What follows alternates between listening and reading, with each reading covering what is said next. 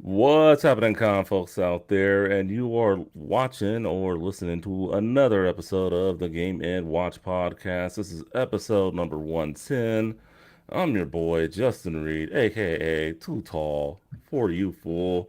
Joined by my main man, the F Man, OVG, RView Gaming himself, Finest Dabs. Yo, what's going on? Happy pre-Halloween Eve. Merry Halloweenish. Mary Hall.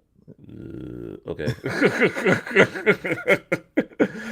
Just a reminder that the Game Watch podcast is a OVG or review gaming production. For those of you watching it, you can podcast the show definitely on all our listening platforms. We're available anywhere you can think of, which was a lot of hard work. If you are listening to the show and you want to see our beautiful faces, we are available on any streaming platform: Twitch, YouTube, Twitter. We're all over the place. If you have any questions about anything, you can reach out to us, gamingwatchpodcast at gmail.com.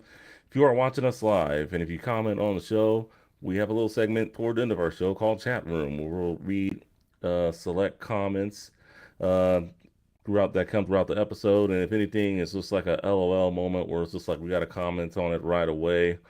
Hey, you never know. We'll just probably read it right there. And lastly, you'll find all our personal links in the show notes in the description.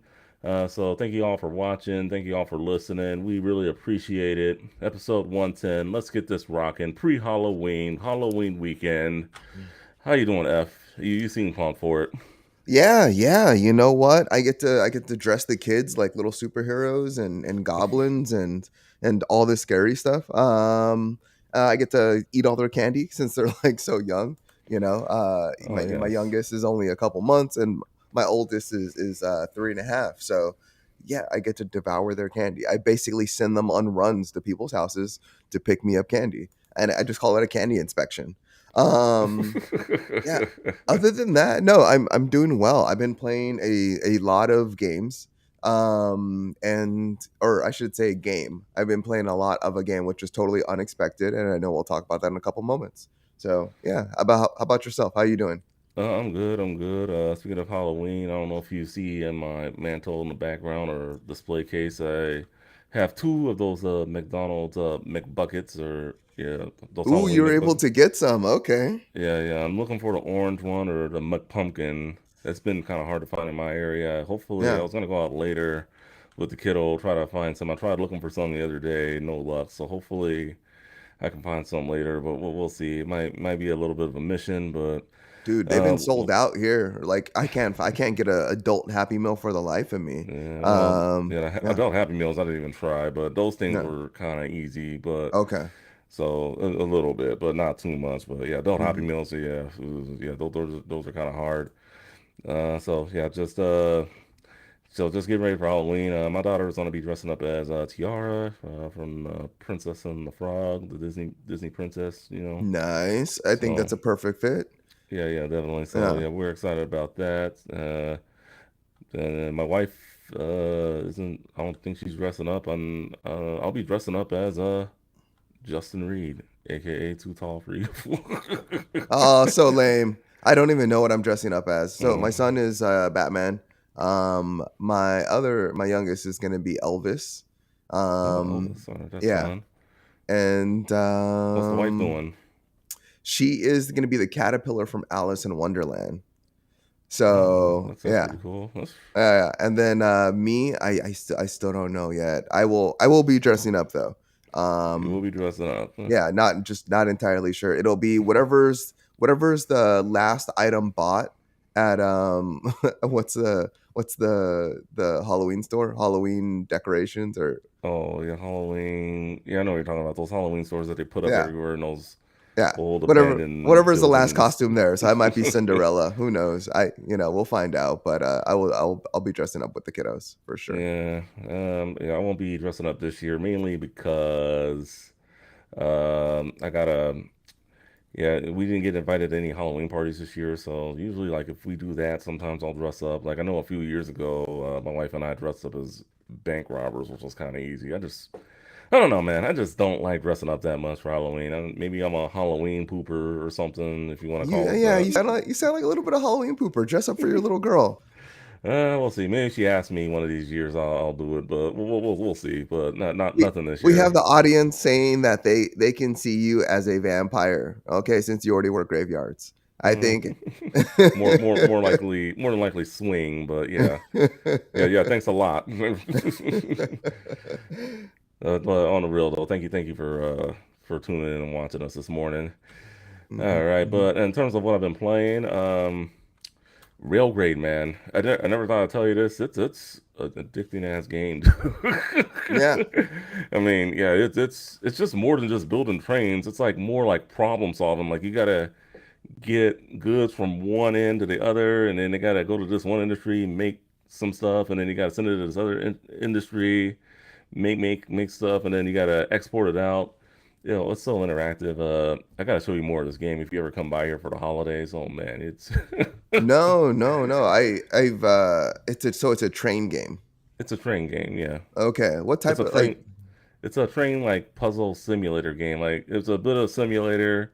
You get money, and then but it's also like a little bit of problem solving. Like you got to transport. It's not more than just building trains. You got to transport goods from like one factory to another to make like certain outputs and stuff like that. And then you're pretty much given a budget, money. You can get loans if need be. I mean, some of these regions I've had to start over, and they give you like all sorts of things like every level. So it's more than just like doing one like big level. It's not like I thought it was a little more like Sim City or like City Skylines or whatever, but it's a little more Hmm. because they give you like different like scenario. All right, you're gonna build here now, and here's your objectives. You're gonna do this and this and this, and yeah, like that's a Okay, station. So it's a pretty interesting game. It's on PC through the Epic Games launcher, and I have it for Switch. If it goes to other platforms, I will let you know because it's a pretty addicting game, dude. Like I said, yeah. and it's very interesting, and it really intrigued me, So I was like, yeah, I'll give it a try. It's only $20, and it's been taking up a lot of my time. So much of my time that I got Mario and Rabbids finally, and Oh, I've only played it one time because this was taking up a lot of my time. dude. I mean, there's nothing wrong with that. It's just Yeah, like, it's like, man, if there's only I'm also addicted to my game right now. So I mean, I totally feel you. But I'm a yeah, little sad that you haven't jumped in Mario versus Rabbids.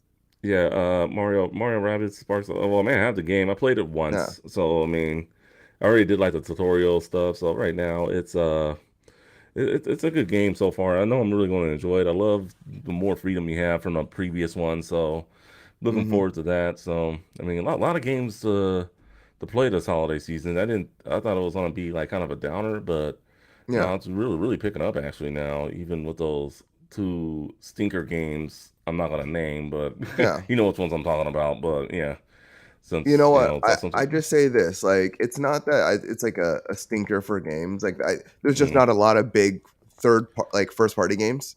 So I think like all of us, like everyone that's playing a game, like everyone that's a gamer is finding like alternate games that they would not normally have probably picked up if they were yeah, picked if they played it like if they were playing like a big third party game. But we do have God of War coming up in a second, so I'm sure like yeah, a lot of people are going to be dropping off whatever games they're playing, and then they're going to be playing like uh they're going to be playing the other games. But just quick question. We had a person in the audience ask, let's see, PP diaper pants. PP they diaper they pants, they original. they they want to know, and that's a real name. I'm not making that up. They want to know, is it better than XCOM though? Question mark slash. They rephrase their question. Is it as good as XCOM though? I So, would say what are so. your thoughts there? I haven't played XCOM. I mean, I've heard nothing but good things about it. I would say if Mhm. you're a fan of that, and if you like Mario, if you're a Nintendo kid, or just like the games, like the characters and whatnot, I'm sure you would like it. I don't see Mhm. why not. I mean, it's up there. I mean, I could see even Mario being in that type of game without the rabbits, personally. Quite frankly, if Yeah. Ubisoft were to develop it, and I think a lot of people would want it. I mean, I would like to see Mario in some more forms of battle besides just the traditional 2D platformer, 3D platformer, or whatnot. I Yeah, mean, and I've heard nothing but good things about this game. Like yeah, it's great. throughout the internet, like everywhere. I've heard only great things about Marvel versus Rabbids Sparks of Hope, and even the original one. Like the original one, like I was like listening to a reviewer, and they're like, you know what? I was having a bad day, and they're like, I should have reviewed it higher because it deserved Yeah, it. And then additionally, like this game is just it literally has such high reviews and Metacritic and just like everyone speaking about it. It has the ability to be in the game of the year discussions at the end of this year, in its respective categories. But yeah, I'm excited for it, and I haven't even played it. But they said they made improved essentially on everything from the original. yeah, They said they improved on everything. So yeah. I mean, Everything's improved, you can't definitely. you can't get better praise than that. Like, and that game clocked in like at a 7, like a 7 to 8 for Yeah, like most people. And now if it improved on everything, now it's like clocking like 8 to 10, or yeah, yeah. not to It tens, was but like eight what to nine. 85 or something on Metacritic. It ranked pretty high. So Yeah. Yeah, absolutely. so definitely, if you finest, if you ever do get a Switch, I would recommend you getting it. That's all I'm gonna say. Yeah, I'm just gonna play it on my Steam Deck too. That's all. Uh, well, I mean, I know you do want the Steam Deck. I mean, Yeah. definitely the Steam Deck I can safely say would be the next big piece of hardware next on my radar if I were to get Okay. something. So, Nice, I nice. mean, so we'll see, but I don't think it's gonna be this holiday season. Okay. Well, could I talk about my game? Oh yeah, yeah, go Oh, ahead. okay. I think you're taking all the fun right there. So Oh, I don't know, I don't know. Maybe some of you out there listening have played this little game called Marvel Snap. This game, talk about addicting. So it is a card based game. I don't like card based games for the most part. But this is very much like it's hard to explain in terms of like, okay, so everyone has like a mana pool essentially. If you've played like Dungeon and Dragons, or you played like any of these other card games, they every character has a mana pool and they have a power level. And then every level has three different sections and they all have conditions. In those conditions, they have like negative effects, they have positive effects, they have neutral effects, that all affect you or the level itself. And then in addition to that, all of your characters, since they're all Marvel characters and have powers, they all like every time you play a card, their powers affect the level in some way or affect the opposing team in some way. You play with 12 card decks, and I know we're going to talk about this more later on mhm. because it's in one of our news stories. But you play with 12 card decks, and yeah, the more you level up, the more you complete your daily rewards. You get like new heroes, new villains to add to your decks, and then you can customize and build out your decks. So like I have like 7 decks right now. Damn. I have one for like um just like stopping people in their tracks and like stopping their powers. I have a duplication deck that like recreates my characters, and like I get more power the more cards I have in my hand. I have all these different decks. This game is, talk about addicting. Like everyone that I've been talking to has been playing this game right now. It is just a lot of And fun. it's available on mobile. Yeah, it's available on Android, iOS, and Windows and PC. All right. I'll So definitely. you can play it on your computer if you want to. All right. I'll try the mobile version. I'll definitely have a little crew that I get together with. Like maybe like every other Thursdays they play Yeah, during the tabletop games. They would love this. yeah. So the matches are only like 3 to 5 minutes, and that's my Okay. favorite part about it. So Mm. like any downtime I've had, I've been like jumping on my phone, and I'm just like boom, boom, boom, boom, boom, like, and I play a quick match. Yeah, and I played probably about 25 hours this week. Just a disgusting amount of hours, and it just released this week. So yeah, just every ounce of my free time, like I've been popping on this game. So yeah, if you haven't played Marvel Snap and you're looking for something just to do on at the airport, or while you're waiting at a doctor's office or wherever, like I play it while my wife is watching whatever show she wants to watch and my kids are playing with toys. I'm just like, okay, I'm gonna play Marvel Snap now, and it's a lot of fun, and we'll be well, talking about it more later. they say mobile gaming is the future. looks like it's making some strong strides right now with Marvel Snap. But yeah, we will be talking about that game later. Anything else you want to talk about? Did you finish God of War? No, still working on it. Marvel Snap distracted me, so I've been Oh playing yeah, that. I But know the feeling. It's like you yeah, want to play one game, but yeah, it's just like real great and yeah, and Mario and Rabbids, But I mean, yeah, I kind of wish I had downloaded real great sooner. But I was, like I said, I was a little hesitant at first, but especially with Gotham Knights not being good, I'm like, let me give this game a try. And oh my yeah. god, so yeah, those of you out there who are looking for a good train simulator game with good problem solving, real rage a game, and then but a lot of good games are coming out within the next few weeks. We will be talking toward the end of the show. We're gonna be talking a lot of games today, but we talk games every day. So Hmm. with that out of the way, let's get into some of these news stories. We'll start this one on a sad note, unfortunately. So this is a Sega developer pioneer.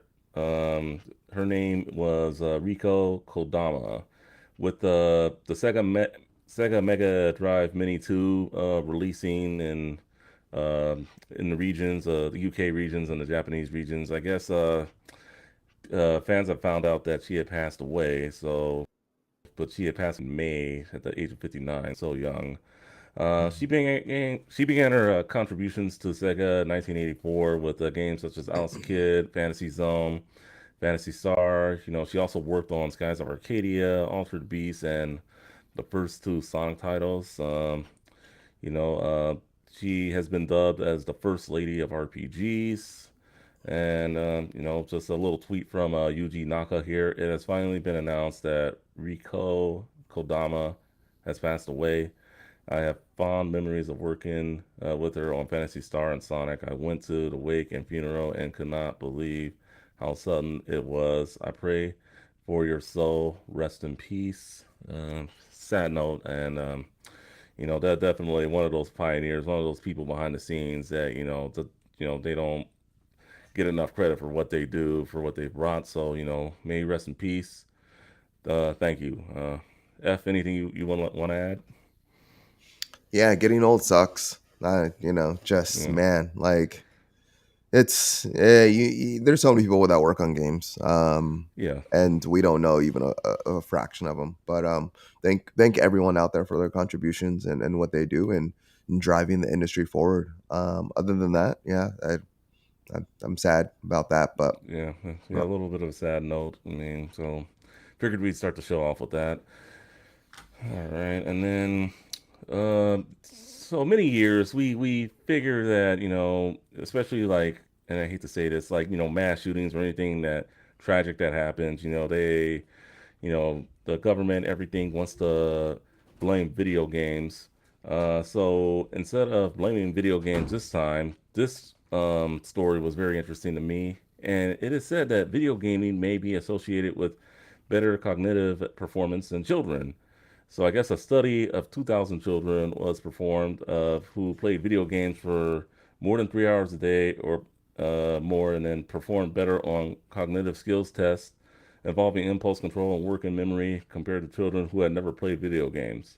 This was published by the JAMA Network Open. This study is analyzed from the ongoing adolescent brain cognitive development study, which is supported by the National Institute on Drug Abuse and other entities of National Institutes of Health. Little bit of a quote here. This study adds to our growing understanding of the associations between playing video games and brain development.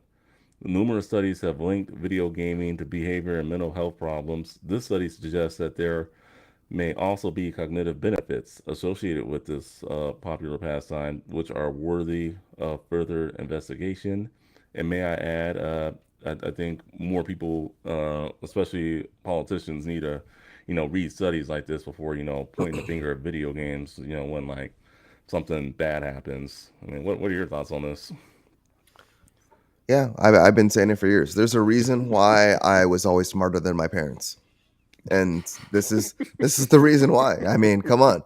I was gaming like 3 hours a day. Now, my cognitive skills they've decreased because I'm not gaming as much anymore. I mean, when you're smashing puzzles and jumping into games and figuring out like new ways to like just use your dexterity and just Yeah. like figuring out like I can do this, I can do this, and really, I mean, gaming just helps overall. Now, yeah, I mean, in terms of the research, I think for all those people that do like like just research on games and they all like say like, oh, games causes this and causes this and causes this. You can do that for anything. Like you can study anything and find a create, not even find, create a link between something negative and the subject matter. And then you can do the same thing positively. Yeah. So Definitely. yeah, there's not gonna be anything like anything in this world that's gonna be completely positive. Like in terms of like learning or whatever the case may be. Like we have people like learning about history and then trying to reenact like events from hundreds of years ago. Like should we destroy that history? No, we No, shouldn't. But no, we in the same shouldn't. in the same respect, like it's just you never know what people are going to take away from what they're engaging with, and it that is it's just going to come from the person. But yeah, that's all I really have to say about this. There's going to be positive and negatives that you can kind of gather from everything. Is the kind of the spiel. Yeah, well, definitely. I think video games have. I think they're a real. I mean, obviously, it was a new form of entertainment with us growing up. Like not a lot of people knew about them. I mean, my mom thought it was just going to be like a quick fad and then move on to the next thing. But that's just. I think people didn't realize that they're going to be here to stay, and now it's this billion-dollar industry that generates lots of money, lots of entertainment every year. So Hmm. I mean, we never thought it would come this far. Oh, So I did. I knew. I told my parents that too. I was like, invest in Nintendo when it was like 10 cents, 10 cents a share. They didn't listen. yeah, well, I mean, yeah, if I could have did that, I'm sure a lot of people would have did that back in the Yeah, day. But I mean, yeah, reading stories like this, makes me feel good, makes me feel that I'm on the right track now. I mean, I've discussed this on the show before. My daughter is on the spectrum, so if I can get her just to play like a little bit of video games, maybe she'll be a genius. You never know. But yep, right now, she's just addicted to the videos that come on her tablet. But I feel video games, very interactive. I mean, regardless of what genre you're playing. So yep, that doesn't got to be all first person shooters. I mean, they have a wide variety of things you could play, through yep. video games. So yeah, great article there. Definitely, if anyone's interested, we can definitely source it to you in the show notes. It's Uh, listed right there at the bottom of the screen. yeah, yeah. So yeah, definitely go check it out. All right. Fallout 4 is getting an update. Looks like they put out a tweet from Cheap Ass Gamer. News: Fallout 4 will get a free PS5 update and Series X and S update. PC will get an enhanced edition for free too. So this is pretty good for Fallout 4 fans. It looks like it will be coming sometime in 2023. So let's see. It will include performance mode features for high frame rates, quality features for 4K, resolution gameplay, bug fixes, and even Creation Club content. Are you excited about the Fallout 4 update that's coming in 2023, F? Yeah, I mean, Fallout 4 was a beast when it came out in 2015. How could I how could I not be excited? You know what? The one thing I'm gonna say, and yeah, about them remaking a Fallout game for current consoles is that like there's just a certain amount of jank, and bugs with Fallout games, and this was not like Fallout 4 was not one to miss those. So I really hope like when they're like remastering the game and redoing the game, I hope they like just fix the bugs that need to be fixed and they keep the bugs that made the game awesome. So I mean that's like my biggest thing, but no, super excited to see this from Bethesda. I think big Western RPGs like this are pretty awesome. Especially the Fallout. Like this was Fallout in its prime. Like Fallout New Vegas like came out to like great, but relatively good reception. Like not maybe not great. It was kind of like either a hit or miss with people.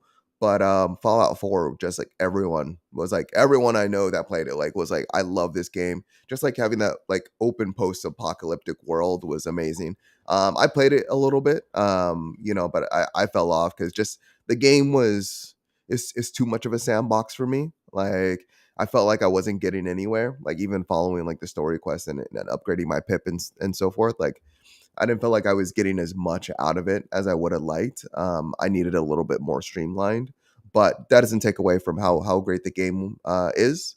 And yeah, looking forward to that one. Maybe I will jump back in. Make it so my save from 2015 carries over Bethesda. Uh, Yeah, definitely. uh, I mean, well, I didn't play Fallout 4, so I mean, would this be something I should probably get for the PS5 if I'm looking for a remake or just something with a updated frame rate or anything like that? Would you recommend it for me, or what do you no, say? no, I wouldn't. No. Not that it's like a game that you necessarily. Well, I don't think it's your type of game, but Mhm. even if you were to dive in, I would say you wouldn't have the time to play it. Okay.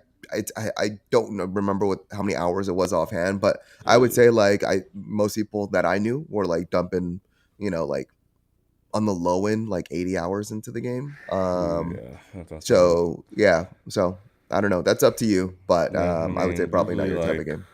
like 40 hours is like the max I can do, and that's if I'm really having fun. Otherwise, yeah, I kind of can't do it. That's why I don't really have time to play a lot of great RPGs that are out these days. It's Yeah, like 20, 30 hours is like really all I got time to invest into a game. I mean, unless doing this as a hobby or anything was a full time job, but even then, still, that's a lot of hours to be putting into a game. 80 hours, yeah. at I the minimum. the thing that like this one did a little bit differently is like you can build your settlements. So like in developing like your like little community, that took like a lot of time, especially like if you decked it out. So they didn't do that like in the previous Fallout games that I can remember.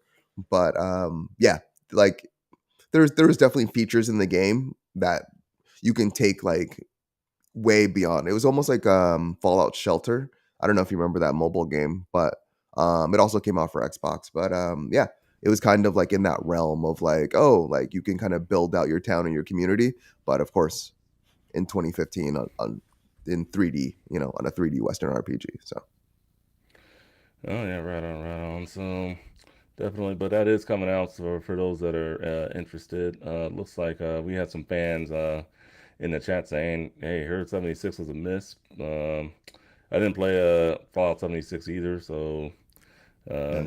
definitely. So we got some. Looks like we do have some fans of Fallout. No, 76 I heard was bad. Like to this day I hear is bad. I heard it's Yeah. better than when it launched because during the launch there was just so many bugs. They revamped the gameplay and everything. But on PS5 and Xbox Series X, there's still some graphical issues where the frame rate is just horrible. It looks bad. Like it almost like the PS5 and Xbox Series X version almost look comparable to the PS4 and Xbox One, Xbox. I always get these Xboxes mixed up now. Xbox One. One, but yeah, Yeah, one. yeah. So I, I honestly like if you love Fallout games and you've played like previous Fallout games and you're used to like their jank, like and their like problems, then Fallout 76 is worth it if you can deal with even more problems on top of that. Because like the entire like goal of the game is to nuke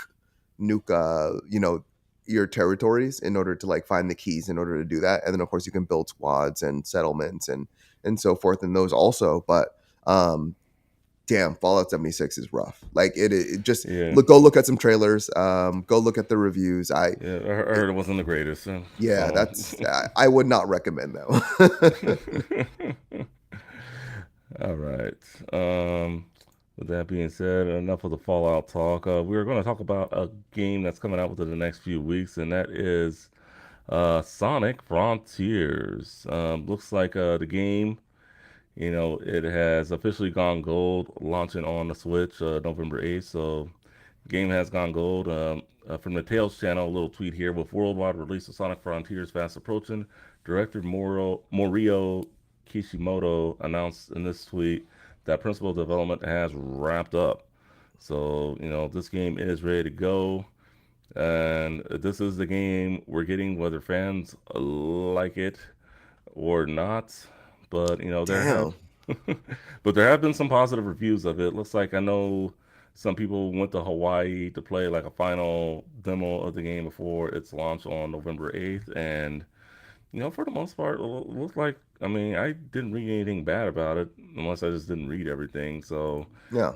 I mean, so for me, am I going to be getting this game? I mean, I struck out with Saints Row. I struck out with Gotham Knights. I Yeah, you're think, not having a great year. yeah, I think this will be better than the both of those two games. Yeah. So, and I mean, if the bar is to just be better than Sonic Forces, I think it's not. It can't do that bad, right? Yeah, yeah, no, no. You know what? The goal being better than Sonic Forces is a relatively low bar. Yeah. So if that's the goal, like I think this is definitely going to do that. I think I don't know. A lot of the criticism is kind of taken over the top, like the floating rails and stuff like that. Like there's floating platforms in like so many games, especially if you look back at like the original Sonic games. Like there was just random floating platforms without explanation. The pop-in, I remember like when we watched the videos on prior episodes, the pop-in was really bad, and so there was like no scale or distance. There was no draw distance in the games, and so that was really bad. On top of that, like the gameplay, there's a I don't know. Like while we keep on seeing these trailers and I keep on seeing the gameplay, like I don't know, I don't know. It's kind of tough to just discern like what the gameplay is going to feel like, and I think that's going to be the most important part. Can you run fast? Yes. Am I running fast to defeat enemies? It didn't really look like it. It looked like more like Sonic Adventure type of like, you jump up in the air and then you turn into a ball and you like hit your enemy like 50 times. I know it's a little bit more complex than that just based on the what I've seen from the trailers, but mm, I don't know. I think it's gonna be an okay Sonic game. I think it's gonna be worth looking at and just kind of following along with. I think it's like kind of like a pause and wait and see in terms of day one. Um, Yeah. yeah. I mean, I probably won't pre-order it. I'm just being honest, but I probably will pick up a physical copy for my PS5. I do want to see how it does, and I'm kind of just done with pre-ordering games, especially because you never know how they're gonna be now these days, especially with bugs and stuff, all that. So definitely wait for the Metacritic scores to come out, and then just determine it there. But if it's over 70, I may as well go pick it up. Yeah. I Eh, mean, yeah, and I'm gonna butcher your name, but extra honest, extra honest, or extra honest. I don't know. Ex- Extrancis. I See, gotta ask him how to pronounce his name. I don't yeah. know. If you could just write how to phonetically say your name later. Yeah. It's if you've seen Sonic 2, if you see Sonic 2 at the very end of that where he fights Dr. Robotnik and his giant is extra or in his giant robot form. It's kind of like that. So yeah, like it looks very similar to that. But yeah, I don't know. I think it. I think I don't know. They already said they took notes of like from Breath of the Wild, but I, it, this doesn't look as clean as Breath of the Wild, even coming out like 5 years later. No, it So doesn't. like, So I don't you know. know, I mean, yeah, I think some people were just being like a little over the top with it. Just like with the whole Breath of the Wild thing. I no, mean, I know Mr. Madness was like, not every game has to be open world, like Breath of the Wild. Like, yeah. it, Sonic has struggled finding like its genre or like type of game that it wants to be though. it has. I Yeah, admit that. there hasn't been like a mega hit Sonic game for a while, and with Sonic coming out in the theaters and doing so well, like the movie is like selling more tickets than any of the games. So really, like hopefully the game can dig into that market and that just that overall popularity of Sonic right now, because even my son like runs around and pretends he's Sonic and Knuckles, and he's 3 years old. Yeah. So if they can tap into that market, like I think this Sonic game could be maybe one of the more popular ones that we've seen in a while. Yeah, and after this, hopefully they start Sonic Adventure 3, at least for the 3D ones, you know. It may remaster some of those old ones too, at least the first two Sonic Adventures, Sonic Heroes, you know. I mean, that would be nice, but and I don't know. I mean, Sonic Colors was a good game. I just didn't agree with them with that being the remaster they did last year. So, I mean, that's just my opinion. But you know, definitely, No. like I've told you before, I'm more a fan of the 3D Sonic games than I am the 2D ones. 2D ones Hmm. are fun, but you know, definitely love those Sonic 3D games from back in the day. All right, enough of the Sonic talk. Marvel Snap earns 2 million its first week. And now I know we just talked about this, but yeah, it's a good card game that it's been out, and after hearing you on this podcast, I'm definitely going to download it and definitely give it a go. The U.S. leads the revenue at 1.2 million, followed by the Philippines at 142,000, Australia 141,000, and Japan at 133,000 in terms of revenue, where it's coming from.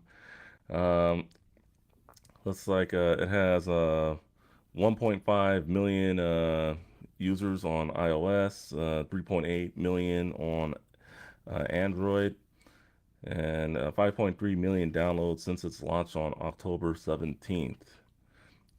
So I'm guessing this is the mobile game of the year that everyone should just download, right?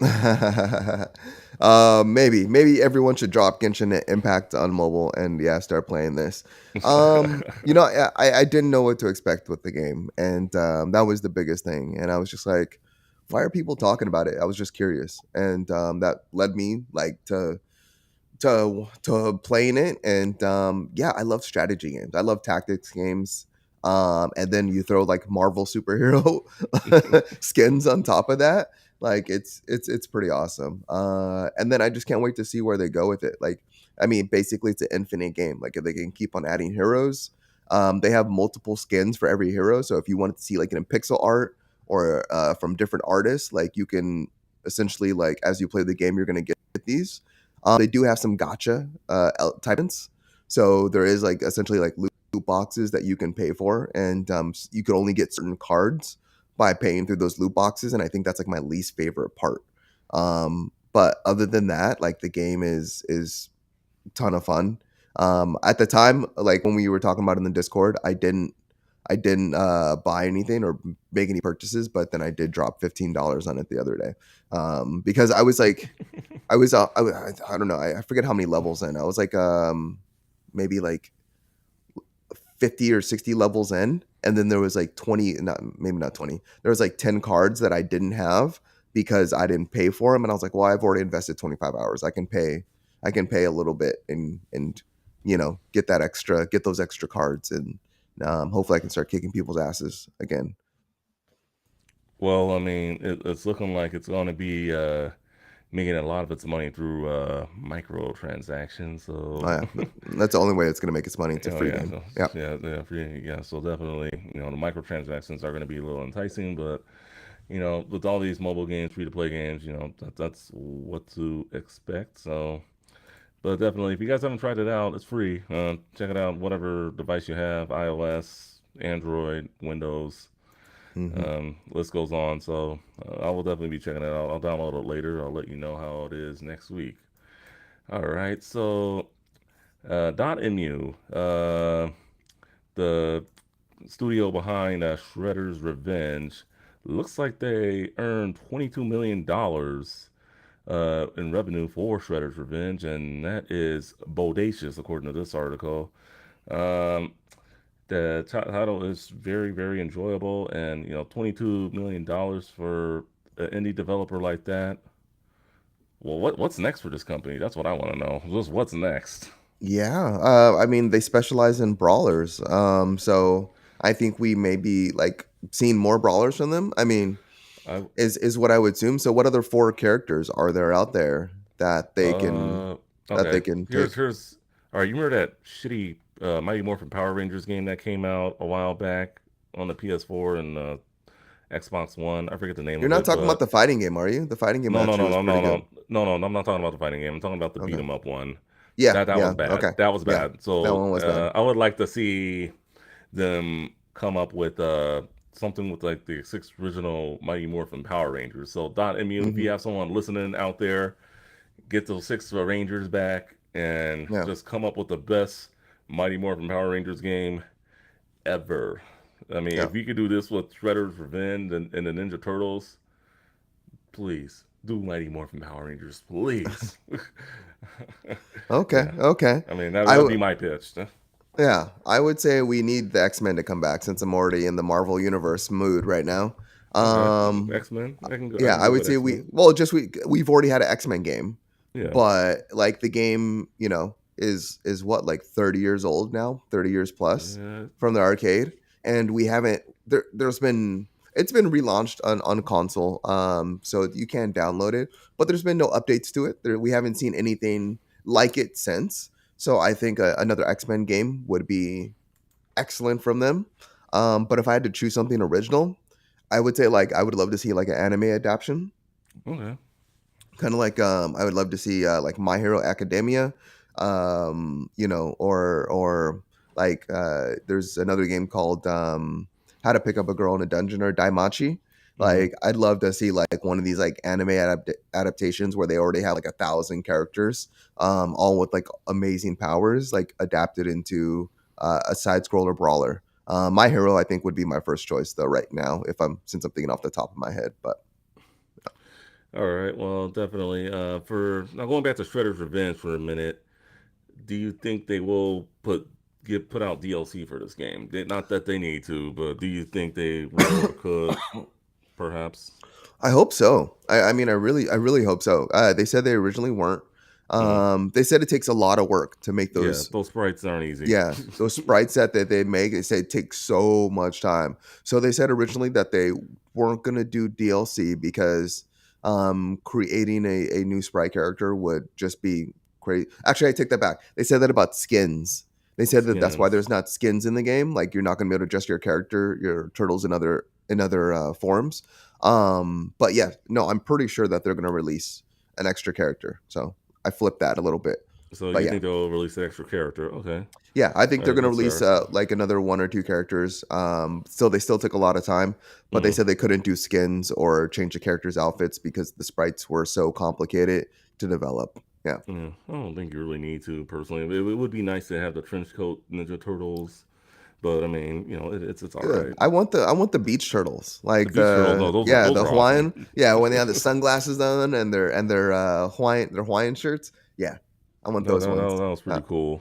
But yeah, I mean, extra characters. If we can get the punk frogs or the rabbit. I forget his name. I always forget his name. But I mean, yeah, just yeah, that would be pretty cool. I don't think Metalhead needs to be a secret character. I mean, or DLC. I'm just saying. I know some people like Metalhead, but he was always a bad guy in my eyes, at least in the video game. So, Well, but they fixed him and he became good. What do you mean? I Donatello, guess yeah, Donatello fixed him. Donatello fixed him, man. And then they reprogrammed him. Yeah. Well, it is funny not to give too much away, but after the end of the boss battle with him, he does say, "It has appeared to me now the turtles are my friends." Yep. So I Yep. don't know. We'll see. But I mean, yeah. The Game Awards are just around the corner. Do you see it winning something possibly there? I know it might be a Yes. little early to get into it, but There's a lot of indie games this year that are just so good.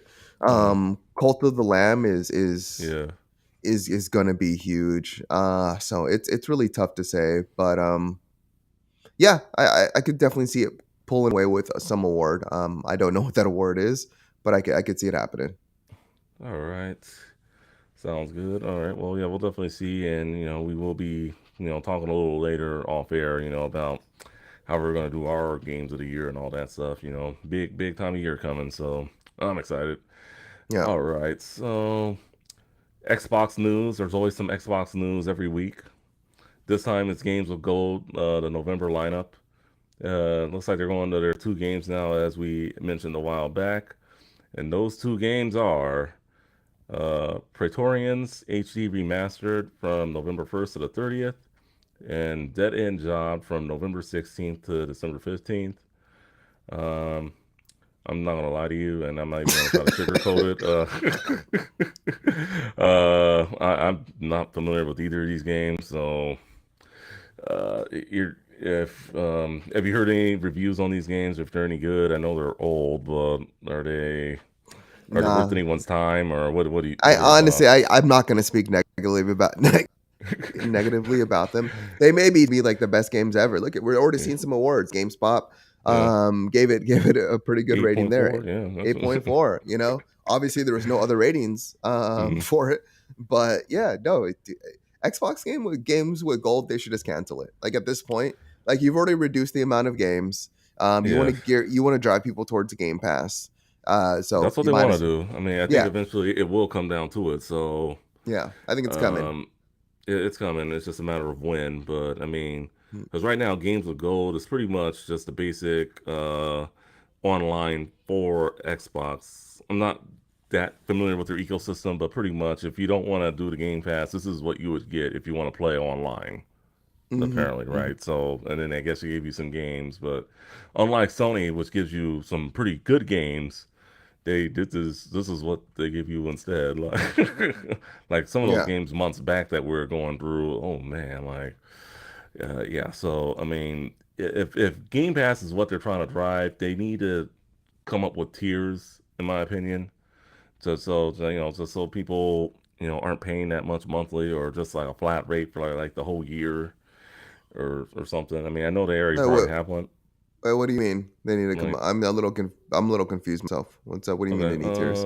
like just I'm not saying like if they're driving Game Pass, I'm just saying that maybe they need to go like with tiers, like for like lower quality games, maybe like starting like at $5 a month or $10 a month or something like that. If people don't want to pay the full 15, but I Okay. think it might be a little rocky for them to transition out of it. They Mm-hmm. just gotta, I don't know, they gotta fix this because this is just like, uh, so.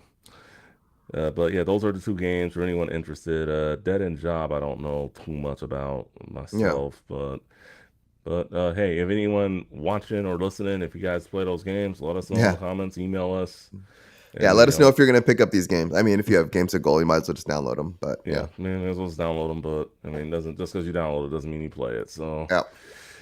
all right. Now we go on to Sony's game. PlayStation Plus Essential games have been announced, and these are some pretty good games, I think. So for the most part, Neo 1 and 2, or I think that's how you say it. Neo, Yeah. You got a Neo. Yeah. Neo 1 and 2. The Harry Potter Lego collection and Heavenly Bodies. You can see on the screen, but I'll just go through it for those of you listening. Neo 1 and 2 is for the PS5 and PS4. Harry Potter collection is for the PS4, and Heavenly Bodies is for the PS5 and PS4. So, I mean, these are some pretty good games for the most part. I've heard nothing but good things about the Harry Potter Lego games.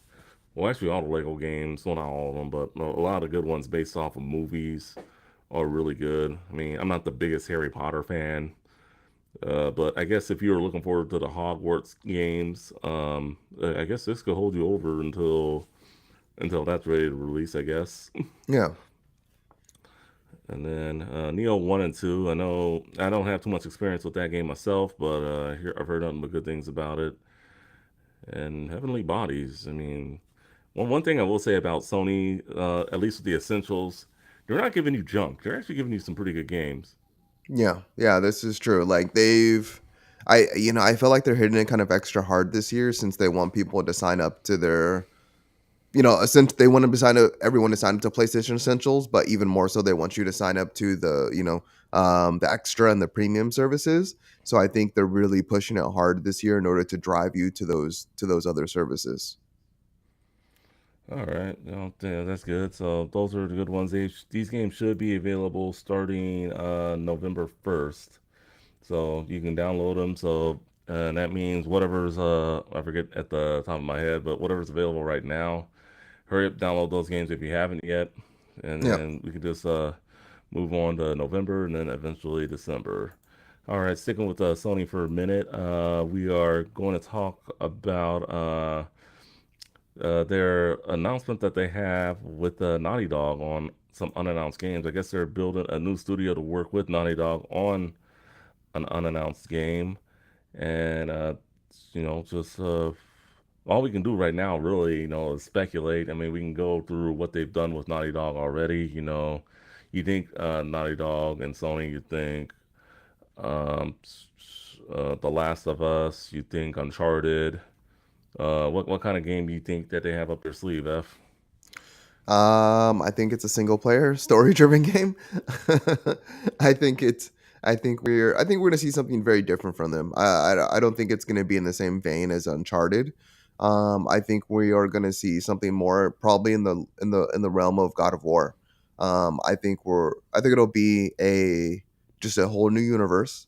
I think we're gonna see a more unique protagonist.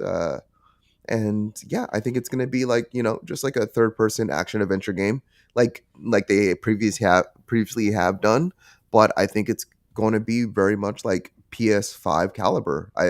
I think this is going to be one of those PS5 staples. I think they're going to essentially build a new IP, and a new first party IP, like in the realm of like Ghost of Tsushima. I remember when The Last of Us was new.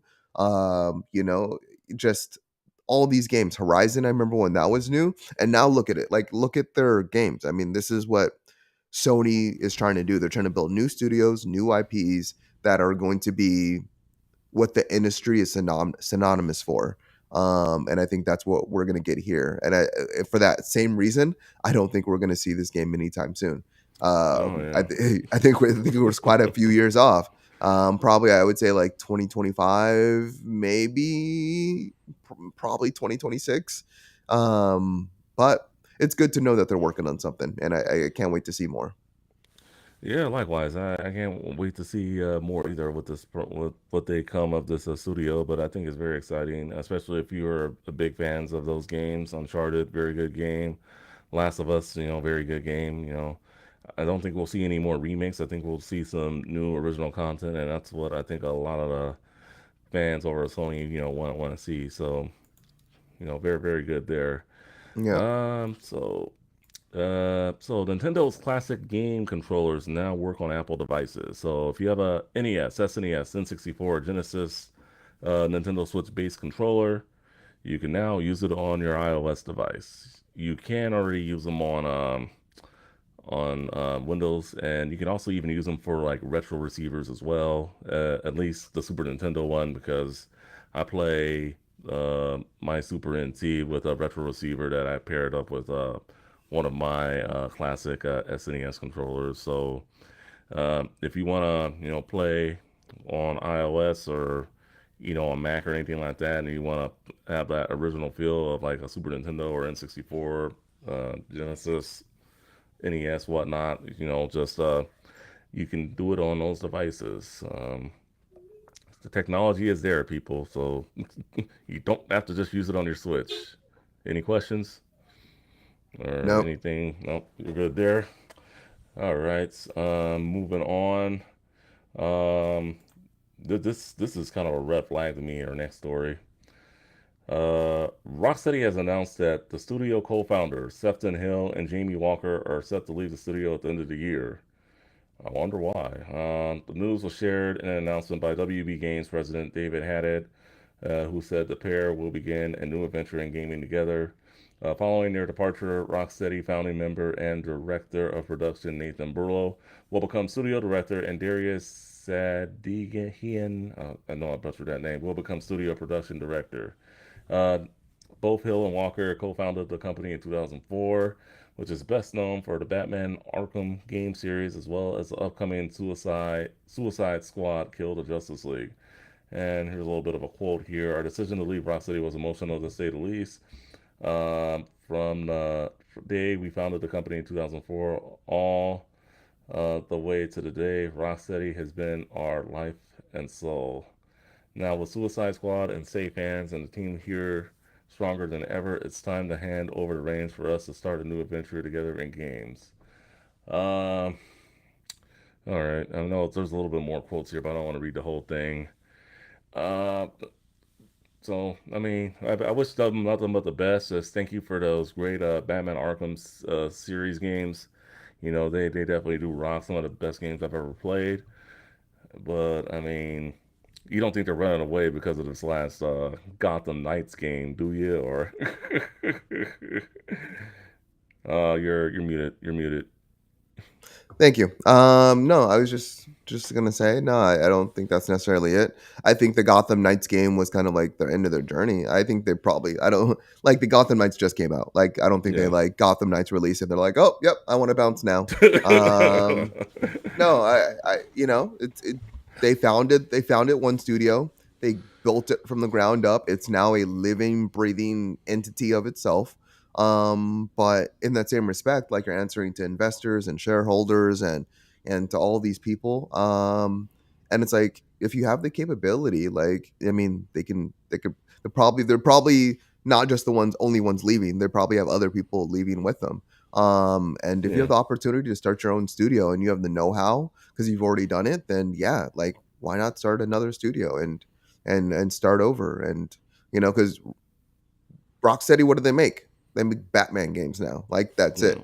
Like we don't see anything else from them. So now that they can like kind of get out of like Warner Brothers clutches, Yeah. they can go off and make whatever they want. Yeah, it's gonna be interesting to see. I mean, I wish these guys nothing but the best of luck. You know, thank you for the great games over the years, and you know, just sky's the limit for these guys. You know, just big ups to what they did over at Rocksteady, creating the studio, and all that good stuff. All right, moving on. CD Projekt Red announces a remake of the original Witcher game in Unreal Engine 5.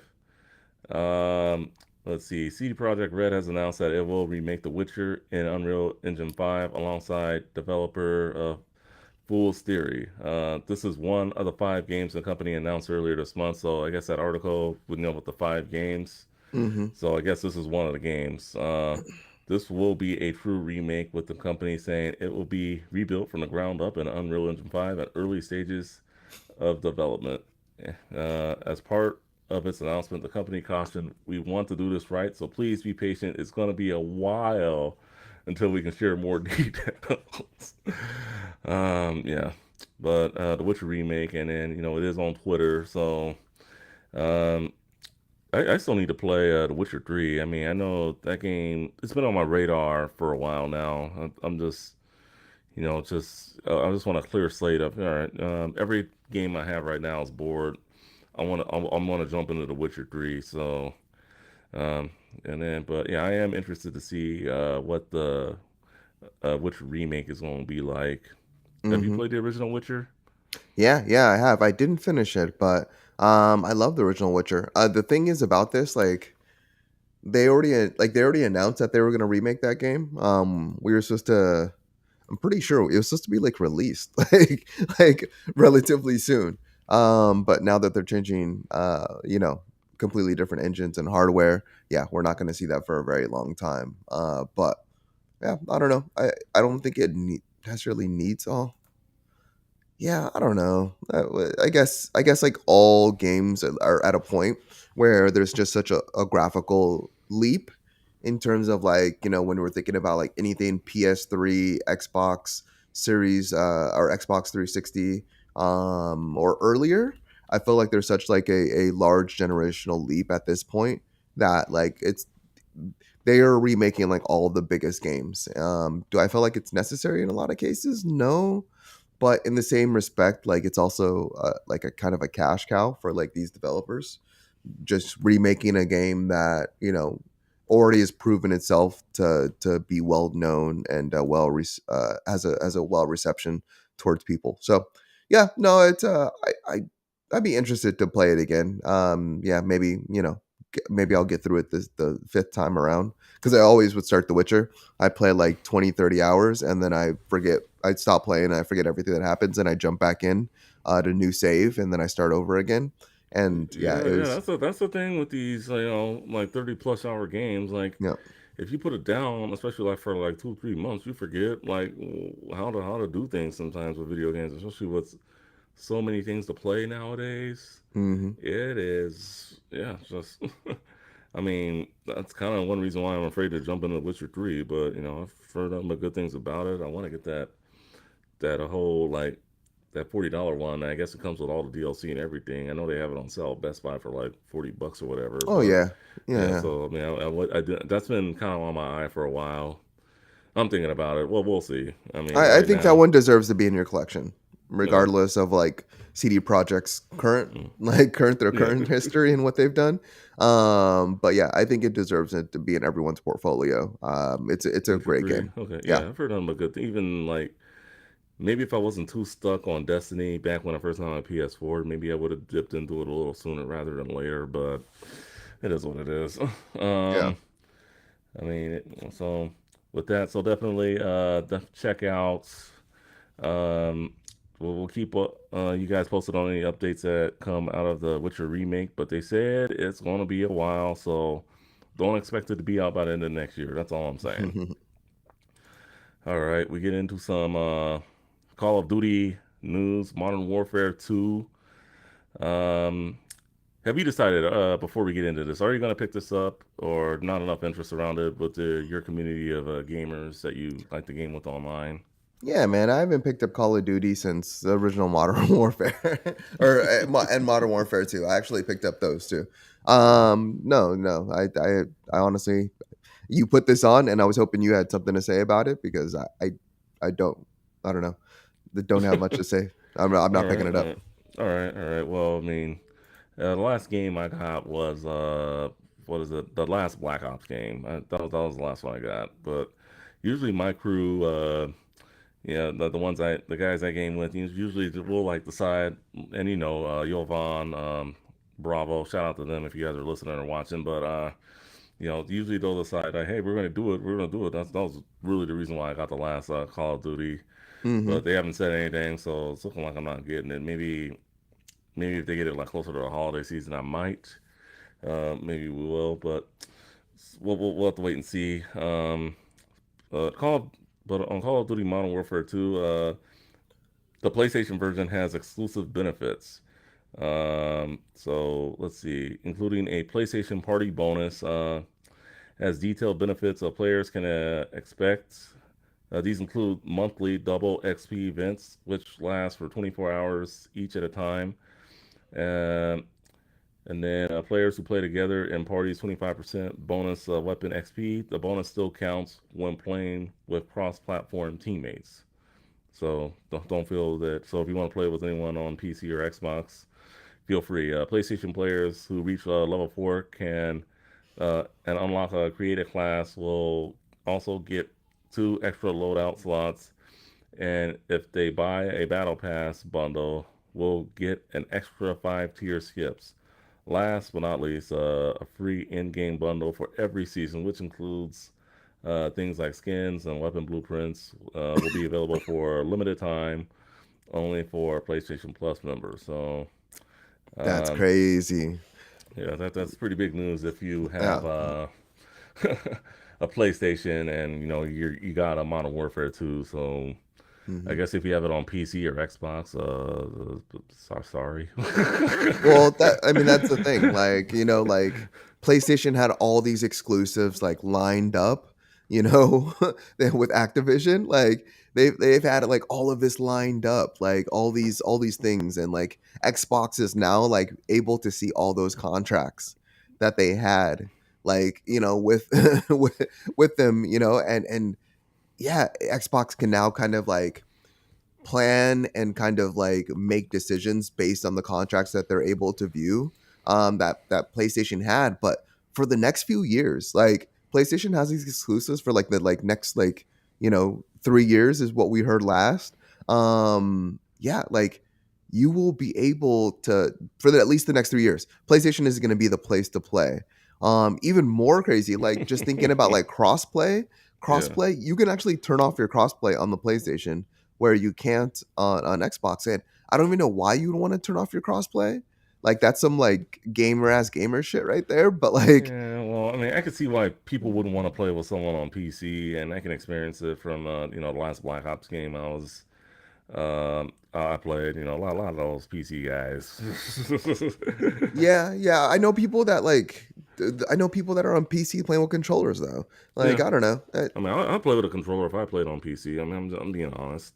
Yeah, I So I don't know. mean, yeah, I mean, if anyone that's watching, if you do play Call of Duty, what's your preferred platform, console or PC? It doesn't really matter the console, but Yeah, and I'm will just you be picking curious. up on Xbox or will you be picking up on PlayStation? Because right now, like with all these PlayStation bonuses, like I would still pick mine up on PlayStation. At least Yeah, for the next few years.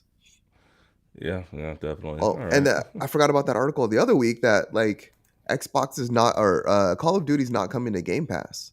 Did you see that Uh, one? oh yeah, yeah. I mean, yeah. I guess we can go off the record there, but and we'll talk about this a little later. But Yeah, yeah, I saw that. I mean, it's not coming to Game Pass at all, and I mean, we'll see what happens. When this whole Activision Blizzard deal goes through with Microsoft. So I mean, because I know one of the main reasons why Sony is trying to fight this is Call of Duty is the main reason. Let's be real. It's the yeah, most sell as the most game sales every year, I believe, regardless of what version of the game comes out. So yeah, it's it makes a lot of money. So I can see why guys don't want it to be exclusive to one platform.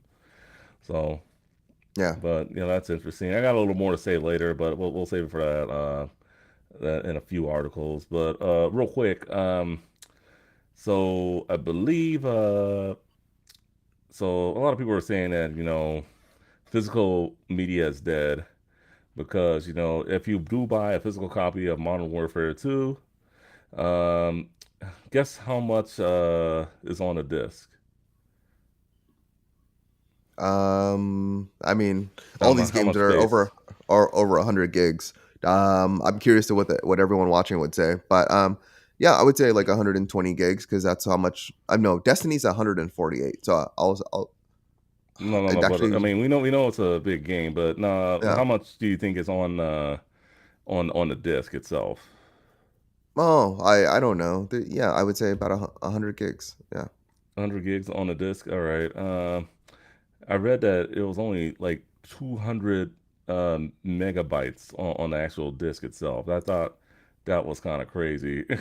Oh, I see what you're saying. Okay. Yeah. Okay. Yeah, so it's like, what was the point of putting out a physical copy of the game if it's only going to have 200 megabytes and then the rest you got to download? That's Yeah. kind of ridiculous. That just means the game's not going to be playable if they disable online. That's Yeah, all that means. yeah, Like that just means like it's literally 200 megabytes is so it can ping to the disk to let them know that you have it, and then they're going to run everything on the back end from a server. That is horrible. yeah. So that means It's that not good game's at just going to be all. useless in the future. Yeah. Yeah, so that's just yeah. I mean, hopefully they don't shut down the servers anytime soon. But yeah, just it's. I mean, unless you want to do the campaign, but even then, I don't even think that'd be enough to run the campaign. I hear the campaign is actually pretty good too. So if you do get Call of Duty, Modern Warfare 2, let us know how it is, and we'll probably put it on our game spotlight in a few weeks if Yeah, I mean, that's crazy. That just blows my mind because I mean, if you're looking back at like 2019, yeah, like warfare, like that was 175 gigs on the disk. yeah. So That's a you're talking about 200 megabytes. yeah, God, dude, like, and we're seeing this more with more and more games. And it wouldn't have taken them any extra effort to put the game on the disc unless the game was like severely huge. Like if the game is like 400 gigs, then I can see like why it wouldn't be put on the disc. But even then, like I don't know, just such a weird decision. I almost wish I could be a fly on the wall to find out what's going on there. Yeah, just really strange. But I don't. Yeah, we can move on. Man, crazy. yeah. And then it also includes warfare and all that stuff. So it's like, Mm-hmm. oh man, that's kind of ridiculous. All right, moving on. So the developer new Qbyte. I think that's how you say it. They have some classic titles that are announced for modern consoles, the PS4, Xbox One, and Switch. These include classic titles such as Glover. 64 or Glover. It was on the Nintendo 64. Iron Commando, Brave Battle Saga, and more. We'll go through what they're going to be putting on modern consoles. So even though Glover, was on the N64, it's not going to be on the Switch Online service. Well, it's coming to all modern consoles, so obviously it wouldn't. But that's one of them. And I guess they're doing a beat 'em up archives, Iron Commando and Legend.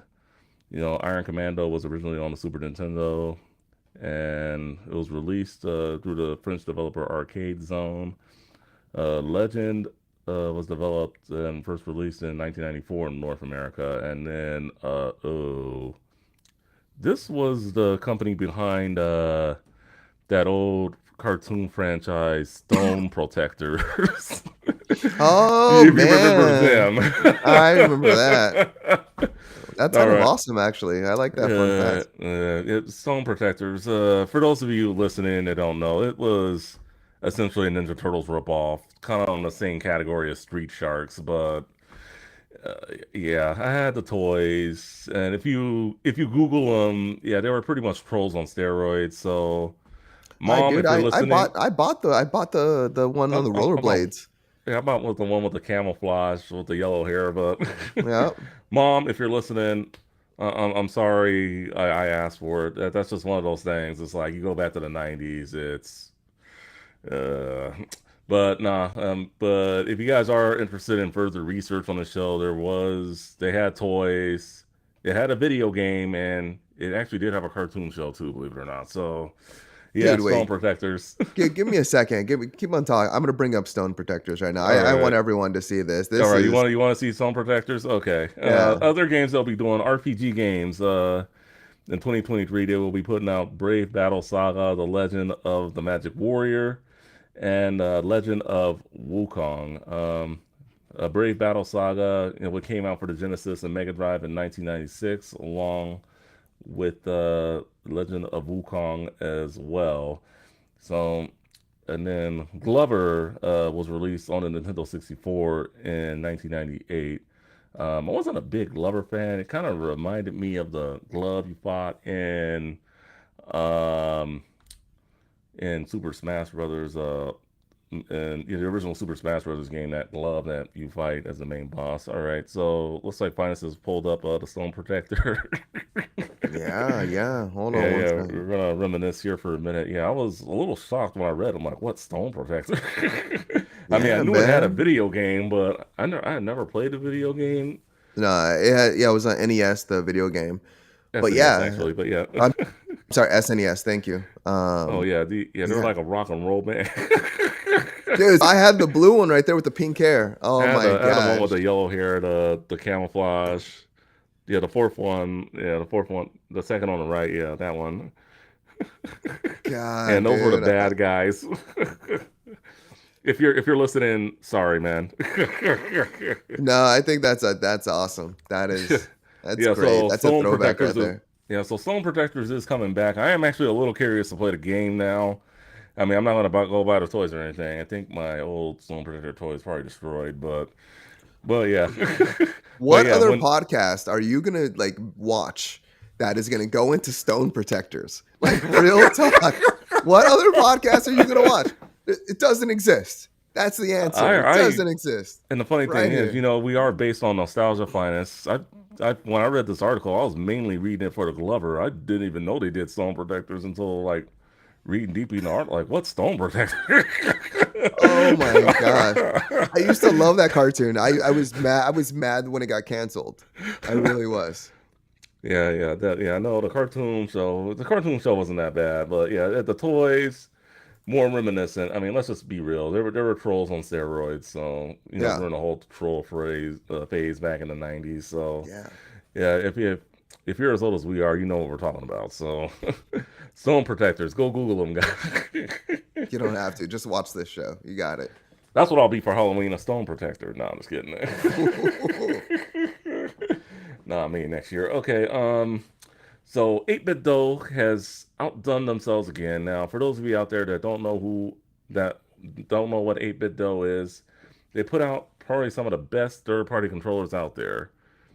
Probably even better than Retrobit, and they put out some pretty good ones as well. So, They put out two controllers. The 8-bit Dull Ultimate controller. There is one Bluetooth, and then there's one with a 2.4 gigahertz, or like pretty much with a dongle. So one of them is pretty much. Well, we'll talk about the one with the dongle first. The one with the dongle is reviewable on is playable on Windows and PC. And yeah, so there it is right there. That's the Bluetooth one actually, but well, I'll do the one with the dongle first. The one with the dongle. Here, let me. I But just want to yeah, hear about it, bud. Stop clicking away. Tell us about it. yeah, What's but going the on with one with this the controller?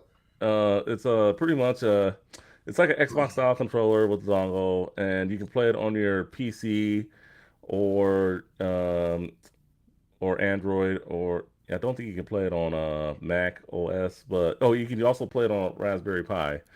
So yeah, that's the one with the 2.4.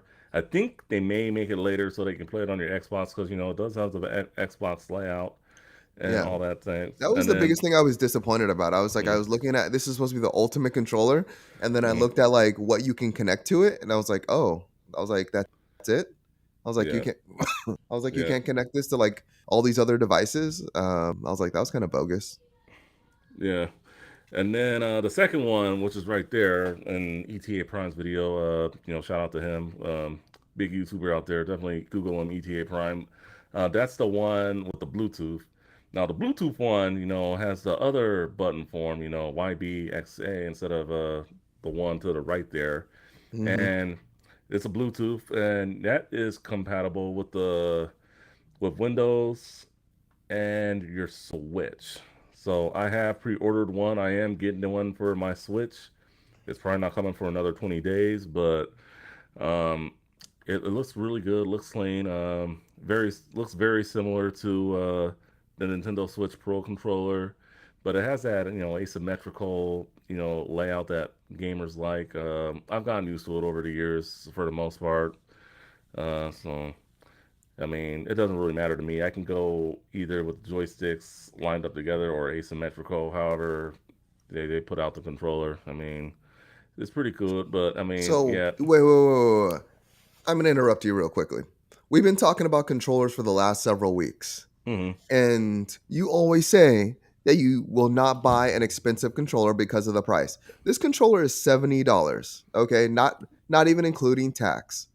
So you rather have another 8-bit dough controller even though you already have like 20 rather than having like another like like an just an Xbox like Xbox what's it called Elite controller controller. elite controller or number 2 or the PlayStation Pro Edge controller. You rather have another one of these, Well, it's not that expensive as those. but you have like 28-bit dough controllers. You don't have enough hands to use all the controllers that you have. You don't. You don't. I have your 8-bit dough controllers right here. You had to have me store some because you can't store them because you have so many. It's all good. I mean, it's a good controller, man. I mean, just look at it. It's. Oh my gosh, I I just mean. find it. I no, hey, we all collect something, and that's totally fine. I'm just Hey, giving you a hard time. I Yeah. know, but yeah, I'll definitely that PlayStation one looks sweet. I will actually get that one if it goes down in price.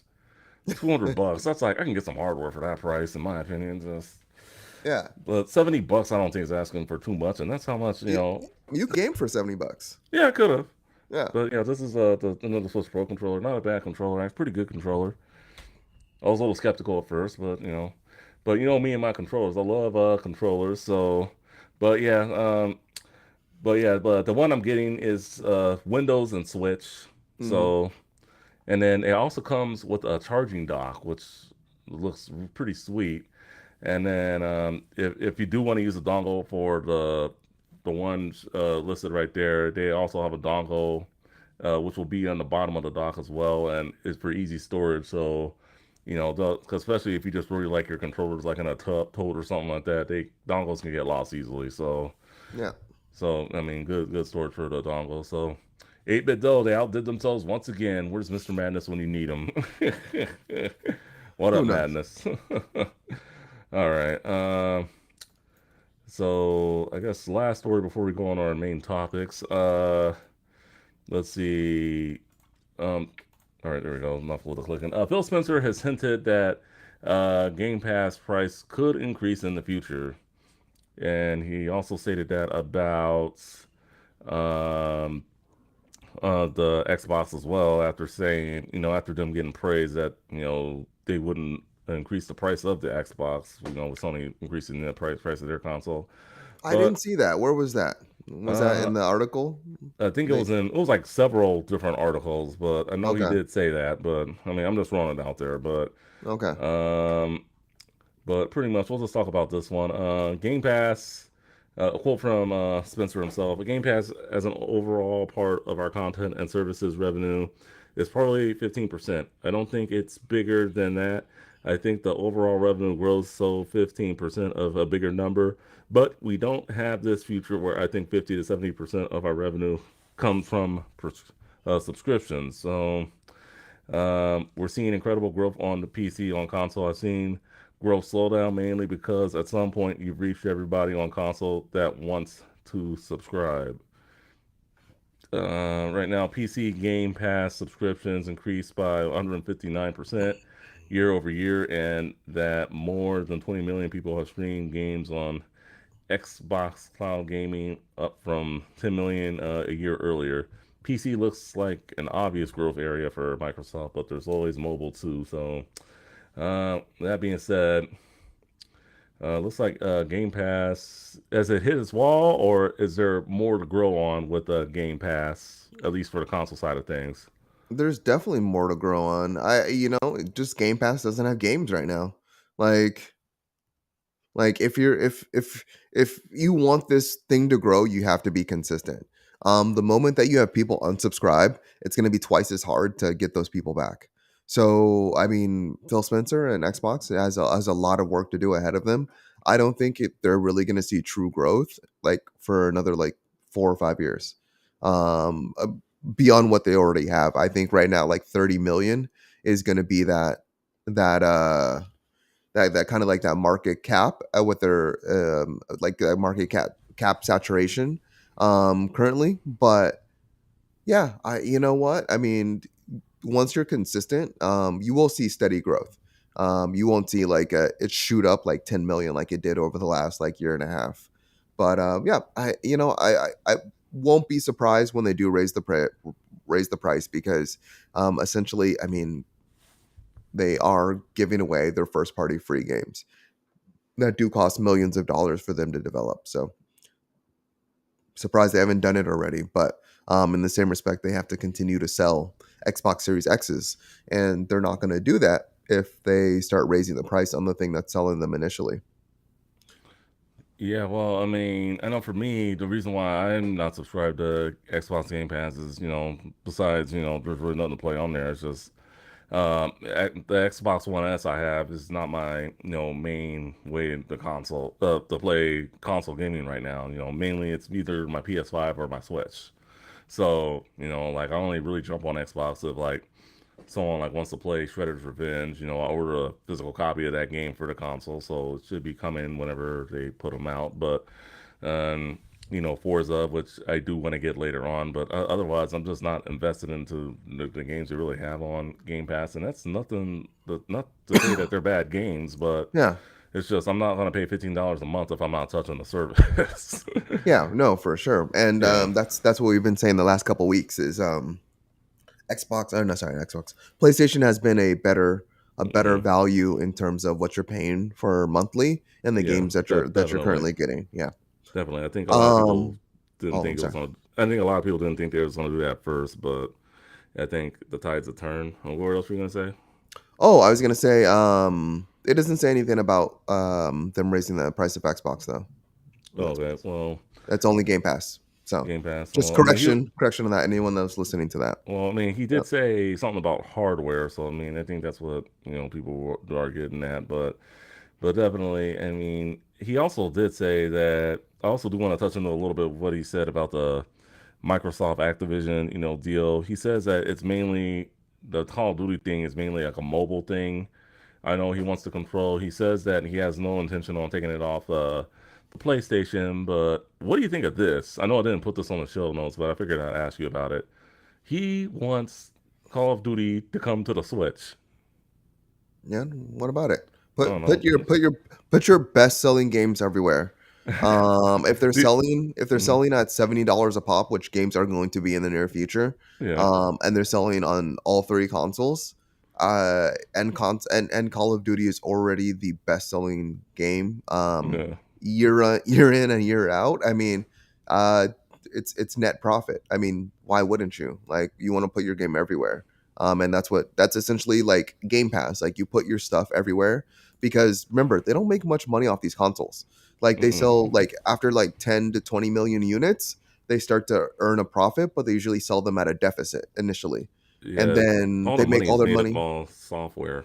Yeah, exactly. So Mhm. put your games everywhere and make that money. So it's a smart move. Yeah, put it on mobile, put it on Switch, put it on the Steam Deck, put it everywhere. And that's the way you're going to make the most revenue back. Yeah, so yeah, definitely. I figured I'd get your thoughts on Call of Duty coming to the Switch. I mean, I think they can dummy it down to get it to run on the Switch, but hopefully, when that starts happening, hopefully there is a more powerful Switch or Nintendo's onto their next console. Yeah, it's not But happening we'll anytime see. soon. Yeah, it's Yeah. not gonna happen like tomorrow or anything like that. Call of Duty on the Switch, uh, but yeah, we'll see how we do that. And that's it for the gaming news call out. So we get into our main topics, and yes, we're gonna talk some Halloween games. So first, we're gonna get into some games that you can play right now that are available, like that are having like Halloween theme things going on right now. So let's see. I'm just gonna run through these real quick. Right now, you can currently play these games up until sometime in November, but there are a lot of games. So I'm just gonna run through them.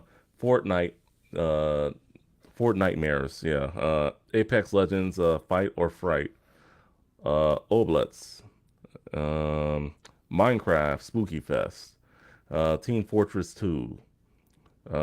You also got Dead by Light, Haunted by Daylight, Killing Floor to Blood and Bonfires, Pikmin Bloom, Multiverses Halloween event, World of Warships Legends, and then you also got Warframe, Knights of Nabarus, Back for Blood, Halloween in Fort Hope, Final Fantasy VII, The First Soldier, Rocket League, Haunted Hollows, Dreams, All Hollows, The Land of the Lost Dreams. Two Point Campus is having an event. New World, Night Vale, Hollow, Pokemon Go Halloween event. Cult of the Lamb is having an event. Euro Truck Simulator 2, American Truck Simulator, Happy Halloween, Warhammer, Vermintide to Beware the Nerdlings, Overwatch 2, Halloween Terror, Steam Scream Fest. And then the last list here Knockout City, Halloween, Destiny 2, Festival of the Lost, Guild Wars 2, Shadow of the Mad King, um, Final Fantasy 14 Online, All Saints Wake, GTA Online, Beast versus Slasher. We got Rust. We got For Honor, Web of the Juragumo, Disney Dreamlight Valley, Turbo Golf Racing, Crypt of the Neural Dancers, Synchrononi, see, Hunt Showdown, Dying Light 2, Stay Human, All Hallows Eve, and Fall Guys Halloween. So I got through it, but yeah, that was a lot of games. Yeah. I had uh, no idea this many like Halloween events were going on like at this time. So like, I mean, if you're looking for like Halloween events would like get you in the mood, like there's plenty out there. all right, yeah, definitely. Yeah, there is a lot, and some of them are good too. I mean, some people are very crazy about Halloween. Other people, just have a casual approach to it. I mean, I guess some people, I guess for some people, it just makes them feel like they're a kid again. But me personally, I just I don't like dressing up that much. I'm just being honest. But Yeah. Yeah, I mean, there's different aspects of Halloween, Jay, man, like that people yeah, love. yeah, Some people love the dressing up. Some people love the candy. Some people like being having a night where they don't have to be themselves. They can be like someone different. Some people like dressing up as like their favorite idols, like or superheroes or something, stuff like that. Like yeah, it's not just as simple as like, oh, dress up, get candy. For some people yeah, it is, but yeah, I man, Halloween's a good day. Like I'm glad we have one night a year where kind of want everyone just kind of is a little bit strange. yeah. Go to a stranger's house and ask them for some candy. Yeah, why not? I would do that on yeah, every day if I could. No, I wouldn't. I take that yeah, back. yeah. All right, so so we're gonna talk our top five spooky horror themed games, and also found another article of what gamers recommend. It was through highgroundgaming.com. And then we're also gonna talk about what video game character we'd like to dress up as. So let's go with our top Halloween picks, if Hmm. you don't mind. You want me to start, or you want to start? Yeah. Please take it away. I'd love to hear All your list. right, so my top five were the following games. I came up with when you asked the question earlier this week in our Discord. I put Scooby Doo Night of 100 Frights. And this is a game pretty much like if you watch the old Scooby Doo series, like a lot of his old villains, I guess, return. So it was a good game for the most part. It was on.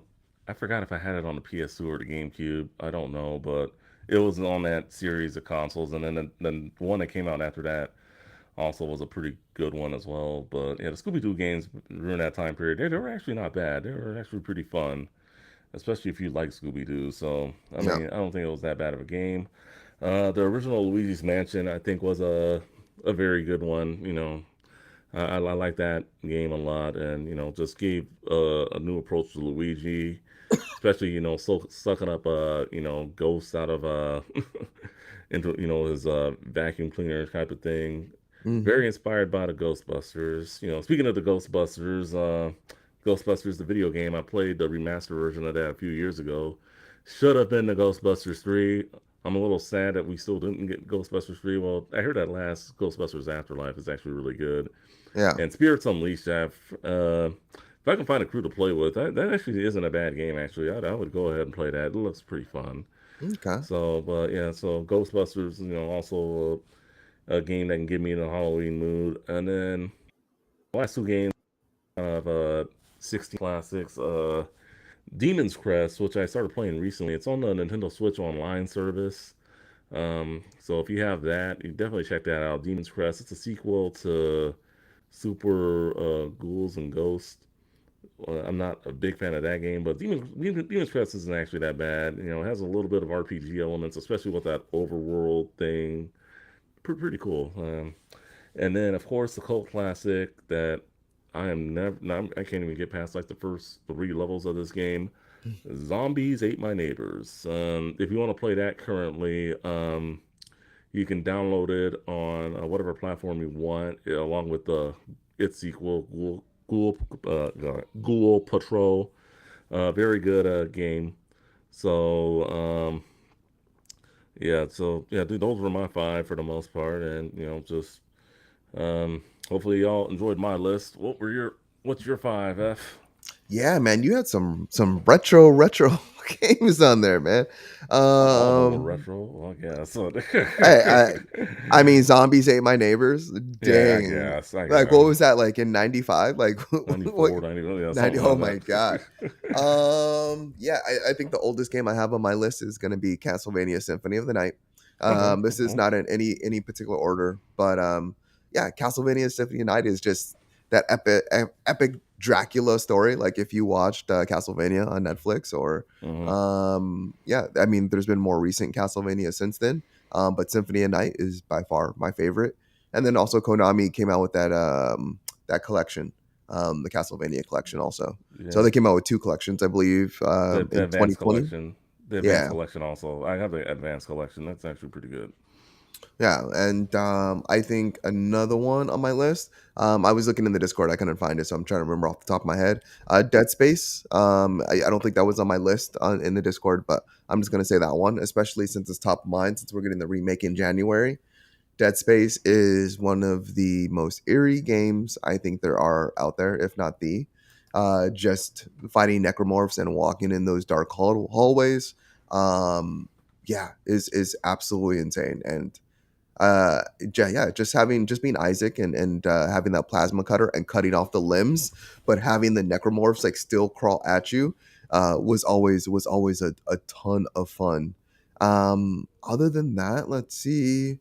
I, there's like different, like there's like gory, and then there's like kind of like Uh, scary, and I then think there's just like, I think I found your list. I can yeah, see I know, what I got the it, I got it okay, on the screen. okay. I guess I'll just go ahead and mention my next one then. Devil May Cry, just the series as a whole. Uh, So just yeah, just that entire series. It's very like punk rock and fast paced, but I think the creatures in that game, that your enemies are just so well created. I think if you took any of those one enemies and you put them in like a first person shooter or like something like where you get to see them more up close and you know you're not hacking and slashing away with them with all these giant like devil trigger powers, I think would be really terrifying because I think the enemy that just the art on the enemies on Devil May Cry is really cool, and scary.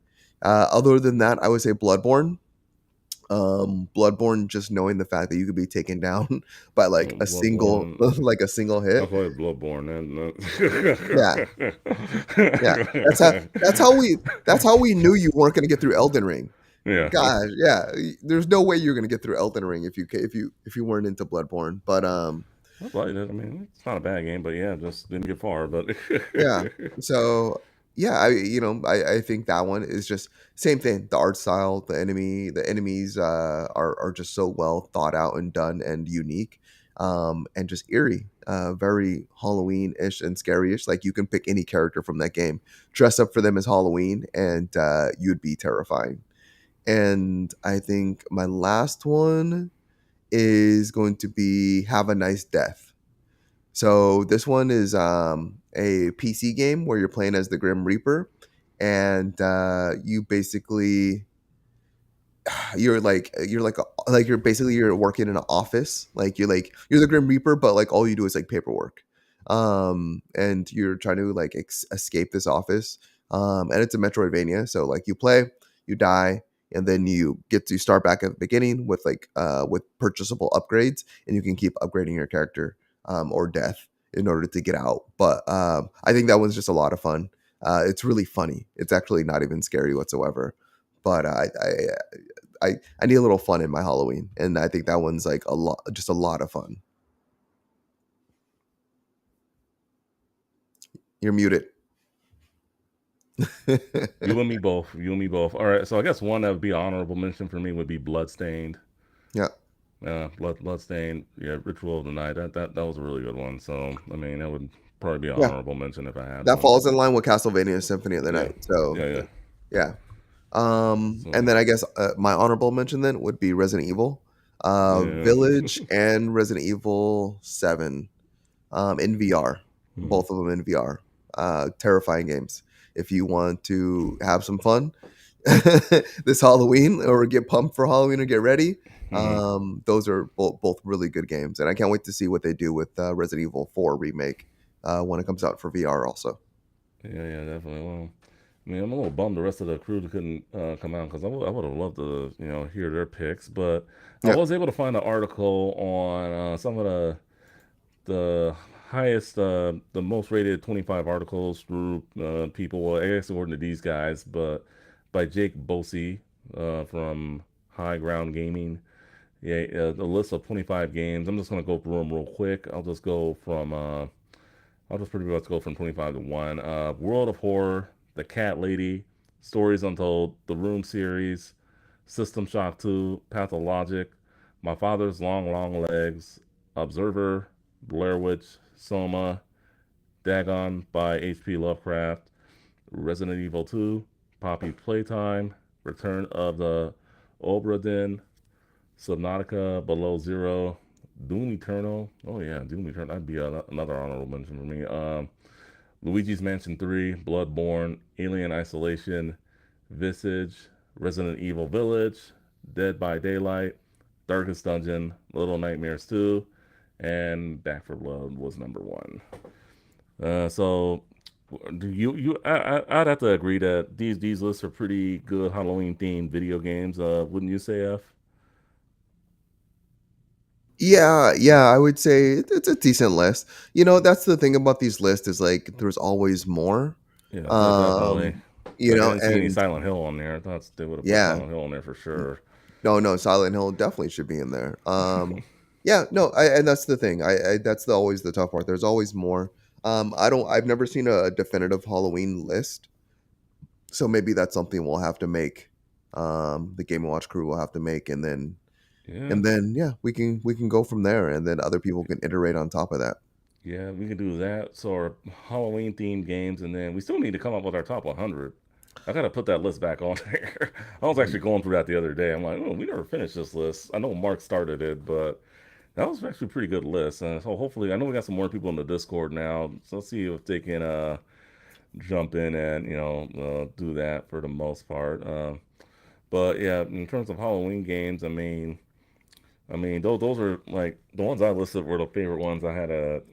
I had, time favorite good time playing. Just the Mhm. recent ones, you know, um, like I said, Demon's Crest I came across, recently, and I thought it was a pretty fun game. I still haven't beaten it yet, along with Zombie Ate My Neighbors. I think I eventually will, but maybe not this year, but next year we should do like a Halloween themed type of stream where we just play like nothing but horror games. That'd be pretty cool, Yeah, I mean, we or didn't like talk Halloween about it themed. earlier, and Hmm. this isn't a scary game whatsoever. But Yeah. I was really surprised that Cult of the Lamb was doing a Halloween event. So that's like one I'm kind of like, oh, maybe I should stop playing Marvel Snap and I'll go play Cult of the Lamb for the Halloween event. So it is only for a limited time, and that actually boggles like just thinking about like developers that they create an event for that's only gonna last like maybe like a week or a month. Yeah, The amount of work that has to go into that oh is yeah, absolutely insane. Um, absolutely. yeah. All right, and I guess for the last hard hitting question, what's a video game character you would like to dress up as? Oh my gosh, there's so many. Just any character. Or are we talking about Halloween character still?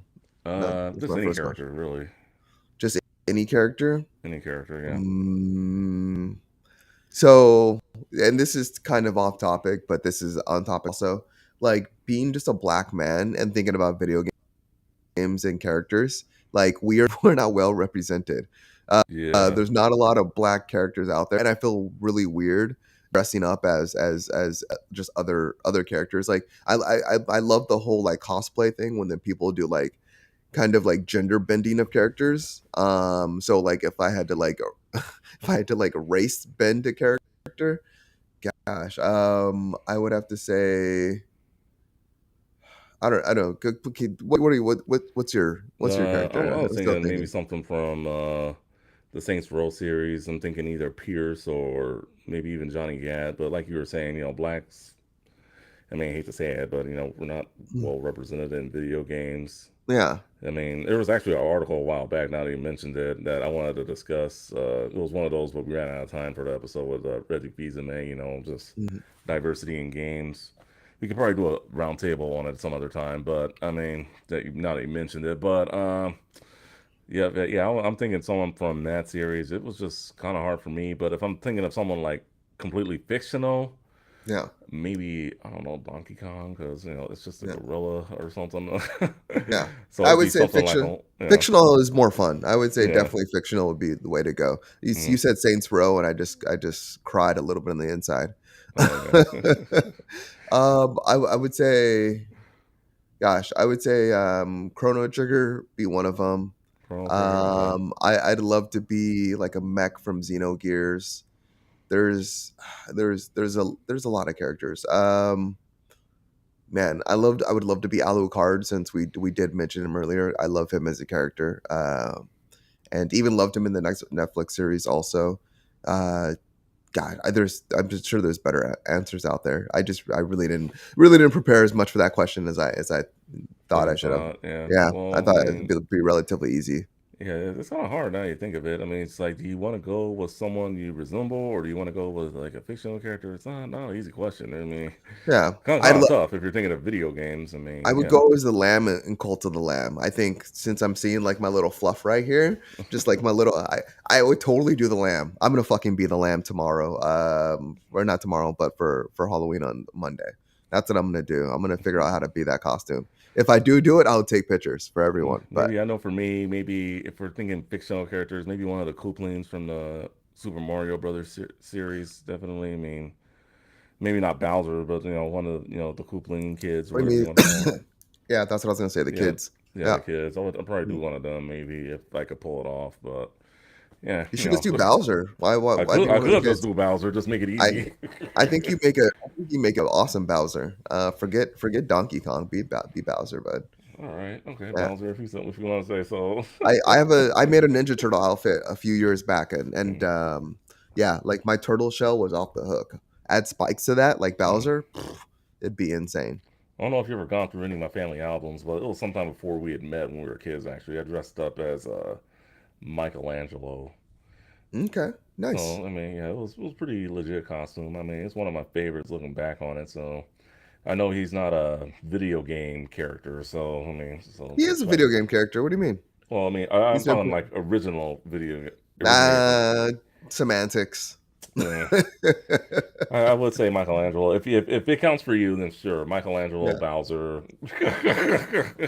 If I'm yeah, dressing up as someone, but yeah, to resemble someone in real life, probably Pierce from Saints Row, or just. yeah. But figured I'd have a little fun with that, and a little fun main discussion this week. All right, so we're about at that time where we will go through the games coming out, go through chat room. We had quite a bit of comments today, and then put episode Rapid. 110 in the books. So, with that being said, let's get to it. So, October's done in terms of games. So, all the games I'm about to announce are coming out in November. So, and we start with November 3rd, where we got three games coming out. Endling, excuse me. Extinction is Forever for the PS5, Xbox Series X and S. How to Say Goodbye. It's coming to the Switch, Mac, iOS, PC, and Android. So, and then you also got The Chant coming to the PS5, Xbox Series X and S, and PC. Also November 3rd, we also the Entropy Center, which is coming to the PS5, Xbox Series X and S, PS4, Xbox One, and PC. And then WRC Generations coming to the PS5, Xbox Series X and S, PS4, Xbox One, and PC. And then November 4th, we have three games coming out. We got Demon Throttle coming to the Switch, Harvestella, which is coming to the Switch and PC, and then It Takes Two, which is coming to the Switch. The game of the year last year makes his debut on the Switch. So if the Switch is your only way to game, definitely check that game out. I've heard nothing but good things about it. And on another note, if you want to pick one up, the Sega Genesis Mini or Sega Mega Drive Mini 2 are now available. So, whatever region you're in, they are available. I pre ordered mine. I should be getting mine sometime next week. So, if you got some time next week, I'll definitely try to show it off on the podcast. So, just be on the lookout for that if you want one. I hear they're going to be making less of them than what they did with the first one. So, might want to pick up that collector's item. Anything on this list that you're looking forward to, F? You're muted. See that now? Harvestella. So Harvestella would be the one that I was kind of like digging. I'm sad that it's exclusive to the Switch. But other than that, I mean it's on PC too, so I guess it's not exclusive. But yeah, I would say yeah, that one piqued my interest. That's one of Square Enix's is games where you are basically doing Animal Crossing. You know, you create a farm and create your space, and you're creating different food and materials and growing crops for yourself in order to battle creatures. I think that could be an interesting loop. So yeah, I'd be interested to see that one. And yeah, be happy to play it. What about you? Well, I know for me, I have not played It Takes Two yet, so maybe that one. Harvestella didn't really, I'm not really into farming like that, but WRC Generations doesn't look too bad actually. I mean, I would definitely give that one a go. I mean, I'm always in the racing games, but right now I'm trying to hold off um, for Need for Speed, Underground? Unbound, or No, yeah, Unbound. yeah, Unbound, yeah, Yeah, that's right. which is coming out in early December. So I think I'm gonna save my racing game taste for that. But that looked interesting to me. Otherwise, not too much on this list. But not next week, but the following week. That's gonna be the monster. I think that's gonna be like the last big wave of games we have for the year. So Yeah. um, definitely gonna check that one out. All right. With that being said, um, all right. So, and then were you Chat room? gonna Or a real quick question? Were you gonna get a Genesis Mini 2 or Mega Drive? I thought about it because I do know it's going to be limited units. Mm-hmm. And then just the games that they do have on there, a lot of them are very difficult to get and very Hell difficult to yeah. play. Hell yeah. So I'm thinking about it. I think it's probably going to be something I'm going to have to pick up. I had it in my Amazon cart, and then I saw like the one it was like 132 or something after tax, and I was like, I'm gonna wait. I bit the bullet. Well, Yeah. it's my birthday next week, so it'll Yep. probably come like a day or two after my birthday. But Yep. Nice so plug. Nice yeah, plug out there to get presents from the audience members. And yeah. what's your PO box for those presents? Too tall for you, fool. Just message me. I'll give you my PO box, all that stuff. All right, so let's go to chat room. Looks like we had quite a bit of comments today. First and foremost, Slonko Bomb Gaming. What's up? Definitely nice to have you on here. Yeah, she's talking about getting Harvestella 100%, but I think I'm just gonna call him Extra. Yeah, we'll just call my boy Extra. I know him personally. He's a good dude, by the way. Has a does Switch and everything. He had a good quote earlier.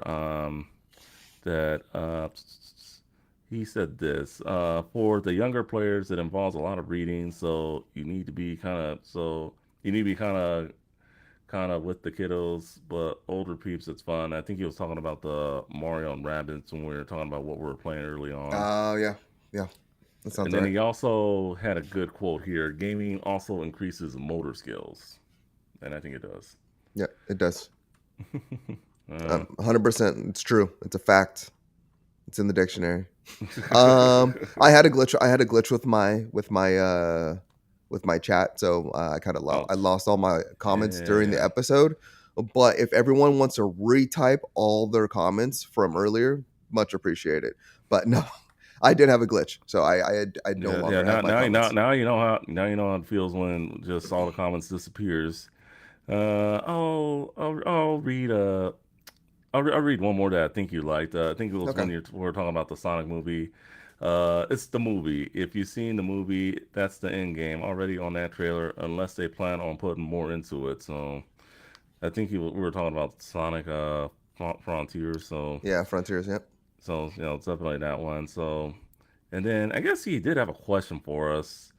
What are our thoughts on StarCraft for the N64? He's a big retro gamer, so it doesn't surprise me that he would ask this question. Yeah. So Yeah. I never played StarCraft on the N64, so I wouldn't be able to give him an answer. Do you got anything Yeah, for him, F? I played it on the PC, but have no thoughts about the one on 64. I wouldn't even touch StarCraft on the 64. Like the 64 is almost like was almost in the same realm as the PS3. It was very difficult to create games for. Yeah, it was. So a lot of the games that came out never, or a lot of the games that they started development never came out. They a lot of the games that came out just were not great because they didn't really know how to use the engine, the Dolphin, the Nintendo 64's engine appropriately, and Nintendo did not provide support. So yeah, I don't know. I wouldn't. I'm assuming StarCraft for the 64 is not good, but I totally could be wrong. You let me know, and then we can talk about it on next week's episode, or maybe in a post show or something. But Yeah, yeah, I would like to do a post show. That would be nice. Where we just like answer questions and stuff. That'd be pretty cool. yeah.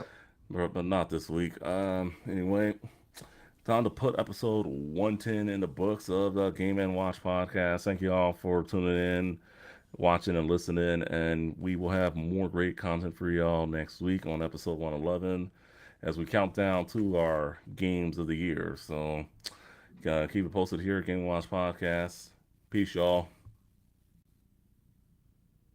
Oh, I'm sorry, my mic cut off. Subscribe, and y'all have a wonderful rest of your day. Peace.